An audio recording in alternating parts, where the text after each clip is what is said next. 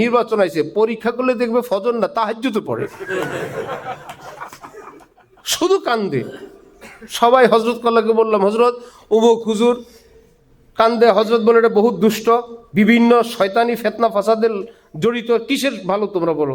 একজনে বললো হজরত বয়ানে কান্দে। হজরত বলে হিন্দু তো মন্দিরে গিয়ে কান্দে, কানলে কি হয়েছে? আল্লাহ কানলে কি হয়েছে? কেউ লায়লার জন্য কান্দে, মক্কা শরীফ গিয়ে কান্দে, কেউ তো বুঝে না। এতদিন বলছিল আল্লাহ আমার বিয়া যেখানে ভালো সেখানেই করান, এখন বলে আল্লাহ সব ভালো আমার লায়লার কাছে নিয়ে আসেন।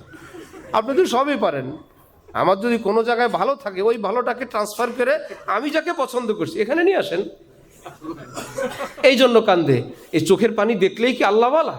তো দরকার ছিল যে মাদকাসক্ত কিনা এটা নিশ্চিত হয়ে একটা 92 ভাগ মুসলমানের দেশের প্রতিনিধিত্ব করার জন্য কমপক্ষে কোনো মাদকাসক্ত কি হইতে পারবে না, সংসদ সদস্য হতে পারবে না। এই আইন করলেই তো আমরা বেঁচে যেতাম। এক মাস কারেন্ট বিল বাকি থাকলে আপনি এই দেশের প্রতিনিধিত্ব করতে পারবেন না, আপনি রাষ্ট্রের হক নষ্ট করার করছেন।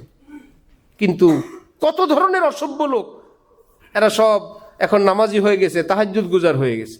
আল্লাহ কোনো দল মত নাই, যে এলাকায় যে ভালো, আকিদায় ভালো, দেশের জন্য ভালো, সমাজের জন্য ভালো, সেই এলাকায় আমরা তাদেরকে ভোট দিব। ঠিক আছে ইনশাআল্লাহ। আল্লাহ আমাদের দেশের জন্য কল্যাণের ফয়সালা করেন। আল্লাহ সব পারেন।